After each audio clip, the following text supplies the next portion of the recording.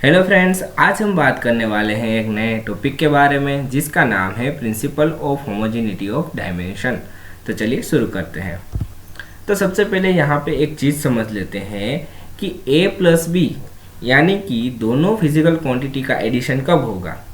तो आप यहाँ पे कह सकते हैं कि अगर a की फिजिकल क्वांटिटी और b नाम की फिजिकल क्वांटिटी के डायमेंशन सेम है, यानी डायमेंशन मतलब कि यूनिट सेम है, तो ही आप उसका एडिशन कर पाएंगे। अगर यूनिट दोनों के अलग अलग हैं तो आप उसका एडिशन नहीं कर पाएंगे। यानी कि अगर समझ लीजिए कि a आपका मीटर में है और b आपका सेकंड में है, तो यहाँ पे आपका एडिशन नहीं होगा। तो a भी मीटर में चाहिए और b भी मीटर में चाहिए, या फिर a भी सेकंड में चाहिए और b भी सेकंड में चाहिए, तो ही आपको यहाँ पे c मिलेगा। ठीक है, तो यहाँ पे अगर a सेकंड में है, b सेकंड में है, तो c भी हमें सेकंड में ही मिलेगा।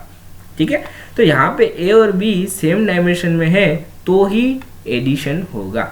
ठीक है, वैसे ही लेफ्ट हैंड साइड और right hand side dimension same है तो ही वह होमोजेनिटी में है, आप ऐसा कह सकते हैं। ठीक है, लेफ्ट हैंड साइड और right hand side dimension same है तो ही वह होमोजेनिटी में है। अगर एग्जाम्पल से आप ज़्यादा क्लियर हो जाएगा। ठीक है, देखते हैं example. The distance x traveled by body varies with time t as x is equal to a t plus b t square where a and b are constants. Find the dimensions of a and b. ठीक है, अगर हमें a and b के dimension find करने हैं तो यहाँ पे प्रिंसिपल लगेगा होमोजेनिटी का। ठीक है, तो यहाँ पे आप कह सकते हैं कि ये दोनों का एडिशन होके हमको x मिल रहा है। ठीक है, तो ये फिजिकल क्वांटिटी का डायमेंशन, ये फिजिकल क्वांटिटी का डायमेंशन सेम होगा, और ये फिजिकल क्वांटिटी और ये फिजिकल क्वांटिटी का डायमेंशन सेम होगा, इसका और इसका भी सेम होगा। ठीक है, तो ही वह होमोजेनिटी में है, और कोई भी इक्वेशन यहाँ पे होमोजेनिटी में होगा।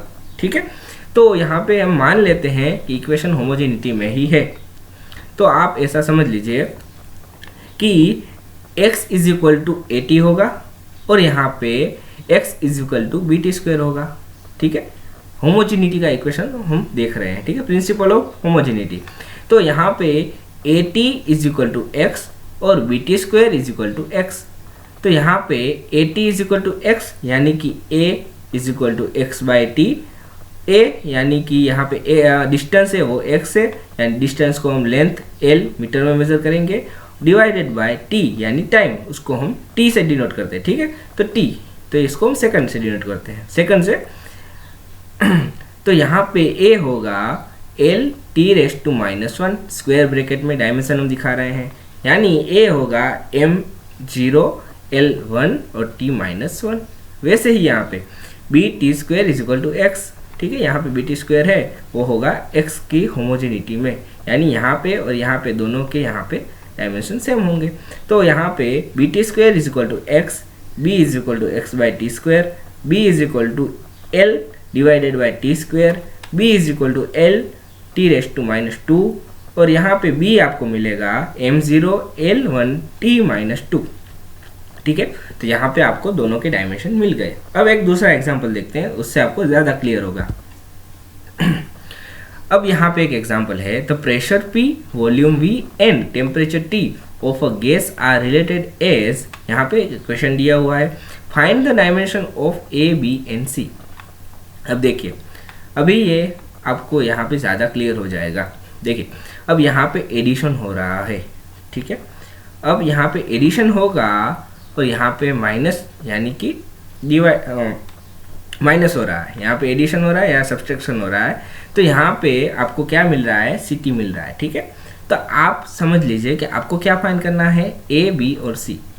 अब आपको ए फाइंड करना है तो आप ऐसा भी कर सकते हैं, P plus A by V square is equal to C T, पर आपको यहाँ पे C भी नहीं पता और यहाँ पे A भी नहीं पता, तो ऐसे नहीं कर सकते। तो आप क्या करेंगे, तो आपको पता है, पहले हमने देखा था यहाँ पे कि A प्लस बी कब होगा, जब A का और B का डायमेंशन सेम हो रहा है। ठीक है, तो यहाँ पे P plus A by V square कब होगा, जब ये दोनों सेम होंगे, तभी एडिशन कर पाएंगे ना। तो P is equal to A by V square, तो A is equal to P V square, A is equal to, तो P का जो है वो है प्रेशर, तो प्रेशर का होगा m1 l-1 t-2, और V है यहाँ पे वॉल्यूम, वॉल्यूम का होगा एल क्यूब, और यहाँ पे स्क्वायर है तो यहाँ पे स्क्वायर, तो ए का हमें जो डायमेंशन मिलेगा वो मिलेगा m1l5t-2।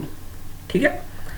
वैसे ही बी की अगर बात करते हैं तो बी का यहाँ सब्सट्रैक्शन हो रहा है, तो यहाँ पे v और b दोनों सेम होंगे तभी सब्सट्रैक्शन होगा ना। तो यहाँ पे क्या कर सकते हैं, देखिए, तो b is equal to V होगा। ठीक है। तो b का जो डायमेंशन है वो होगा वॉल्यूम के बराबर, तो m0l3t0। वैसे ही यहाँ पे c और t का मल्टीप्लिकेशन है। ठीक है। तो मल्टीप्लिकेशन तभी होगा जब ये दोनों की क्वांटिटीज यानी कि यूनिट सेम होंगे। तो यहाँ पे आप कह सकते हैं c is equal to T, तो c is equal to m0l0t0 और केल्विन 1, यानी के केल्विन को हम k से डिनोट करते हैं तो k1। ठीक है।